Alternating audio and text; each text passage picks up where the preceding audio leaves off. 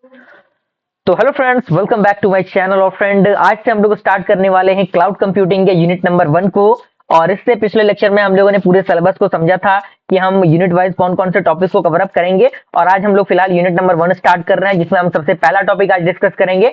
जिस टॉपिक का नाम है introduction to service oriented architecture, यानी ये क्या होता है, जिसे शॉर्ट में हम लोग SOA भी कहते हैं। इसको पूरा डीप में समझेंगे। बस अपने सपोर्ट और प्यार को बनाए रखिएगा इस सीरीज के लिए, और अपने फ्रेंड सर्कल में चीजों को शेयर कीजिएगा ताकि वो लोग भी इन चीजों का फायदा उठा सकें। और उसके बाद सीरीज बाय सीरीज हम लोग बढ़ते चले जाएंगे। इसके जो भी टॉपिक्स है आगे आगे वीडियो सीरीज के अंदर हम लोग इसको समझते जाएंगे। ओके, बस अपने धैर्य को बनाए रखिएगा, नोट्स को बनाते चलिएगा, चीजों को लिखते चलिएगा। अगर लिख नहीं रहे तो स्क्रीनशॉट लेते चलिएगा ताकि आपका नोट्स बनता रहे, और चीजों को समझने की कोशिश कीजिएगा। ओके, और ये सारी चीजें आपकी एग्जामिनेशन के लिए बहुत इंपॉर्टेंट है, बहुत हेल्पफुल है। बस आपकी मोटिवेशन की जरूरत है। और जरूर बताइए कमेंट में कि आपको वीडियोस कैसे लग रहे हैं। ओके, आइए स्टार्ट करते हैं। सबसे पहला टॉपिक जिसका नाम है service oriented architecture.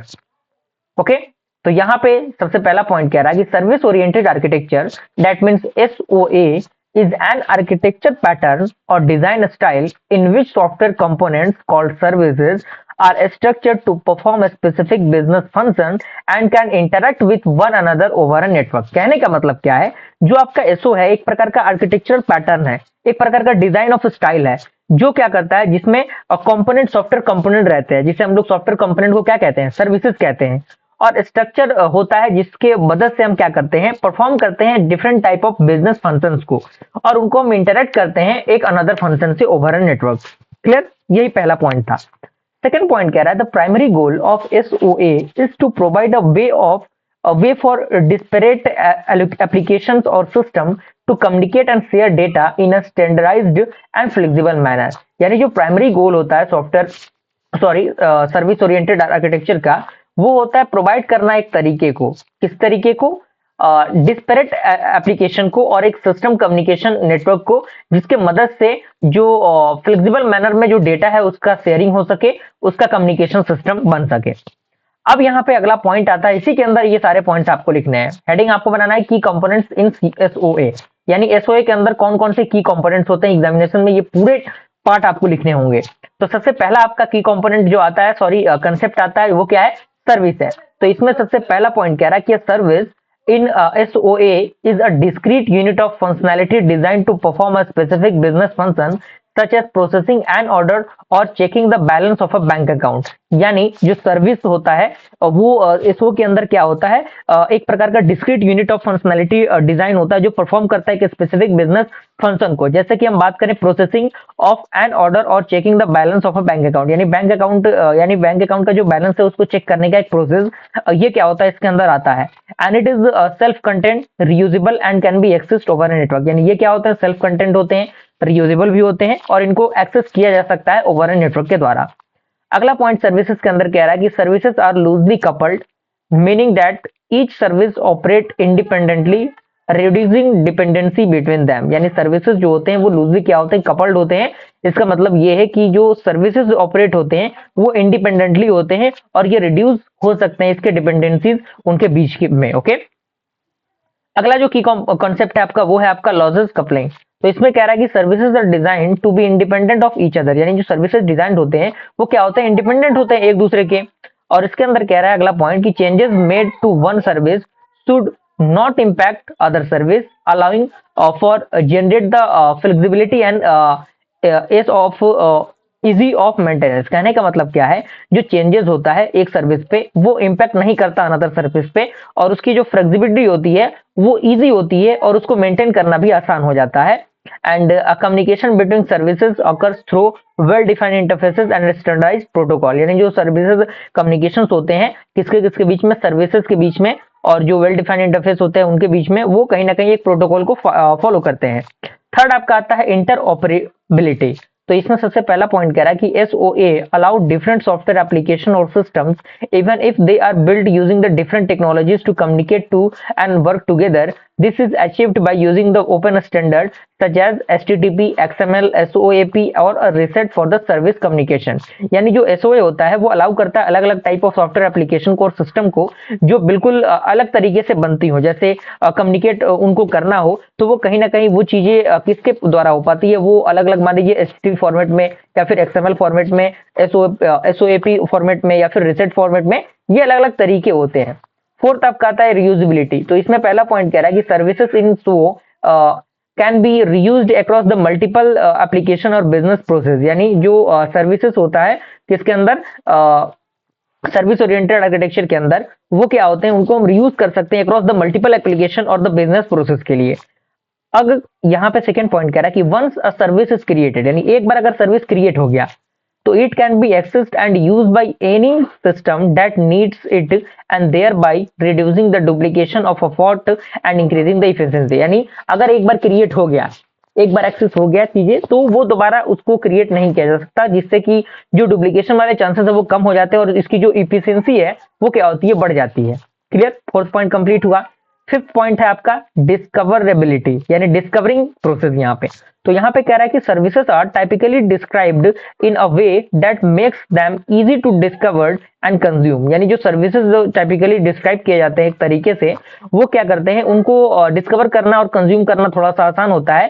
And this is often done using service registries and which store the metadata about the available services and allow the users or application to find the appropriate service for their need. Is that clear?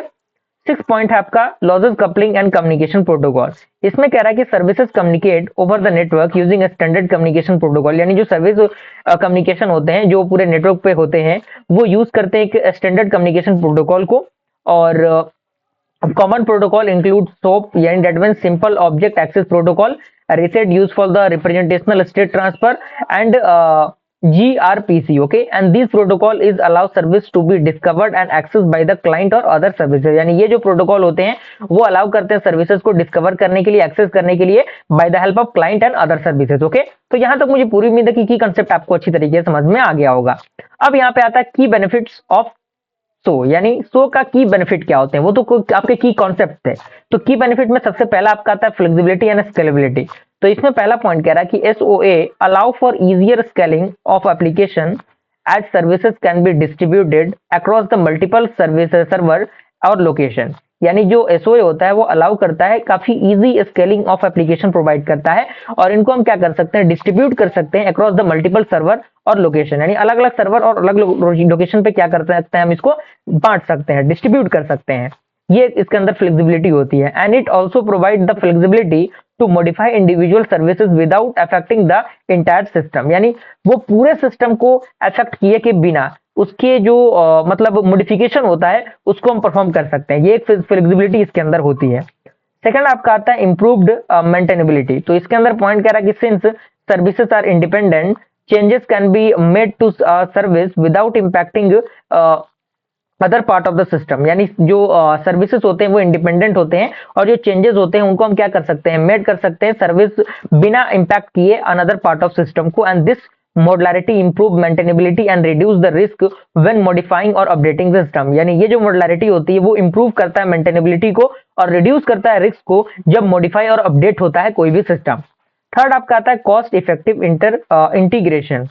Integration. तो इसमें कह रहा है कि SOA make it easier to integrate disparate system, that means legacy and modern system using the standard communication protocol and reducing the cost and the complexity of the system integration। यानी ये क्या करता है, बेसिकली जो cost वाली चीजें होती है उनको थोड़ा सा रिड्यूस करने का काम करता है। ये इसके अंदर की एक बेनिफिट होती है। और अगला बेनिफिट है better alignment with business process. यानी ये बिजनेस प्रोसेस के लिए कहीं ना कहीं सही होता है। तो इसी के अंदर ये पॉइंट कह रहा है कि services can be aligned with a specific business process, enabling organizations to better support their business operation and make adjustment as business needs involve। यानी ये कहीं ना कहीं बिजनेस वाली चीजों को थोड़ा सा क्या करता है, इंप्रूव करता है। अब यहाँ पे कुछ चैलेंजेस हैं जो कि SOA के अंदर यूज होते हैं, जो कि आते हैं, जिनका ध्यान रखना जरूरी है। तो इसमें सबसे पहला चैलेंज क्या होता है, वो होता है कॉम्प्लेक्सिटी इन इम्प्लीमेंटेशन। तो इसमें कॉम्प्लेक्सिटी क्या होती है, कह रहा है कि building and maintaining and SOA infrastructure can be complex due to the need of defining and maintaining many independent services as well as dealing with issue like security, service or and the version control, यानी कहीं ना कहीं इसके अंदर काफी ज्यादा चीजें आ जाती हैं जिसकी वजह से इसके अंदर की सिक्योरिटी प्रभावित होती है, इसके अंदर का वर्जन कंट्रोल कहीं ना कहीं थोड़ा सा डिस्टर्ब हो जाता है, जिसकी वजह से ये एक चैलेंज यहाँ पे आता है जो कि कॉम्प्लेक्सिटी को रिप्रेजेंटेट करता है। सेकंड चैलेंज है परफॉर्मेंस ओवरहेड, यानी इसके परफॉर्मेंस पर भी थोड़ा सा प्रभाव पड़ता है। तो इसमें क्या होता है, तो इसमें कह रहा है कि communication between services over a network can introduce latency and performance overhead, specifically when using the protocol like SOAP and reset, which may require additional processing compared to the local function call. यानी इसके लिए कहीं ना कहीं जरूरत पड़ती है एक लोकल फंक्शन कॉल की, जो कहीं ना कहीं इस चीज के कॉम्प्लेक्सिटी को, इस चीज की चैलेंजिंग को थोड़ा सा दर्शाता है। थर्ड आपका आता है सर्विस मैनेजमेंट, जो कि चैलेंज इसका है। इसमें कह रहा है कि as the number of service grows managing and monitoring the services becomes more challenging and proper governance and the service discovery mechanism need to be in place to ensure smooth operation। यानी proper governance और service discovery mechanism की जरूरत होती है place करने के लिए और इंश्योर करने के लिए एक स्मूथ ऑपरेशन के लिए। और अगला आता है गवर्नेंस एंड सिक्योरिटी। तो इसमें कह रहा है कि critical challenges in SOA is ensuring the governance of services including defining policies for version control and access control and security standard across all services. यानी कहीं ना कहीं गवर्नेंस का भी इसमें रोल होता है, गवर्नमेंट का भी यहाँ पे रोल होता है, जो कि यहाँ पे इस पॉइंट में लिखा गया है। अब यहाँ पे कंपैरिजन आता है, यानी एसओए वर्सेस माइक्रो सर्विसेज, यानी इनके बीच का बेसिकली डिफरेंस क्या होता है। तो यहाँ पे दोनों चीजें तो सिमिलर होती हैं, लेकिन छोटा सा डिफरेंस आपको देखने को मिलेगा। पॉइंट कह रहा है कि well SOA and micro services share similarities and specifically in terms of decomposing applications into the smaller services there are difference, यानी इसके पास डिफरेंस होता है। वो डिफरेंस क्या होता है, micro services tend to be more light weight and often focusing on a single business function. यानी जो माइक्रो सर्विसेज होते हैं वो क्या होते हैं, वो लाइट इन वेट होते हैं और ये फोकस करते हैं एक सिंगल बिजनेस फंक्शन पे। और साथ ही साथ they typically follow the principle of continuous integration and continuous delivery. यानी ये क्या करता है, कंटिन्यूअस इंटीग्रेशन और कंटिन्यूअस डिलीवरी पे काम करता है, यानी सीआई और सीडी पे काम करता है। और micro services also favour decentralized data management and focus on technology heterogeneity and using the different technologies for the different services। यानी ये जो आपका माइक्रो सर्विस होता है वो अलग अलग टेक्नोलॉजी के अलग अलग सर्विस का यूज करता है। ओके, लेकिन एसओए के अंदर क्या होता है, SOA on the other hand tends to involve more centralized governance and often requiring enterprise service bus यानी ESB for the service और ऑर्केस्ट्रेशन एंड कम्युनिकेशन। यानी इसके लिए कम्युनिकेशन के लिए ये क्या करता है, ईएसबी का यूज करता है। अब हम फाइनल आउटपुट पे हैं कि एग्जैक्ट हमारा जो आपका एसओए है वो बेसिकली है क्या। तो इसमें कह रहा है कंक्लूजन में, service oriented architecture is an important approach for creating scalable flexible and maintainable system by breaking down the monolithic application into the smaller reusable service that can communicate with one another over a network. यानी इसका जो basically use है वो ये है कि जो बड़े बड़े फाइल्स होते हैं उनको काफी स्केलेबल बनाना, उनको फ्लेक्सिबल बनाना और उनका मेंटेनेंस थोड़ा सा आसान कर पाना, जिससे ये चीजें काफी कॉम्प्लेक्स ना होकर काफी आसान बन सके। And while SOA introduce the benefit such as improve the flexibility, integration and the business alignment, it also present the challenges related to the complexity and the performance that need carefully management. तो इस तरीके से हमने क्या किया, आज की video series के अंदर हमने पहला टॉपिक को बहुत डीप में समझा, बहुत अच्छी तरीके से समझ लिया, पूरा पॉइंट हमने आज के वीडियो सीरीज के अंदर डिस्कस कर लिया। वीडियो का ड्यूरेशन थोड़ा सा लंबा हो सकता है, लेकिन चीजें टू द पॉइंट प्रोवाइड की जा रही है आपको, डायरेक्टली आपके नॉलेज पॉइंट ऑफ व्यू से, एग्जामिनेशन पॉइंट ऑफ व्यू से, हर पॉइंट ऑफ व्यू से आपके लिए बेहतर रहेगा। एक एक पॉइंट को बहुत बारीकी तरीके से लेके चला जा रहा है। बस अपने सपोर्ट और प्यार को बनाए रखिएगा, नोट्स को बनाते रहिएगा, चीजें थोड़ा सा रिपीट करके आप देख लेंगे तो आपका काम बन जाएगा, कोई दिक्कत परेशानी आपको नहीं होगी।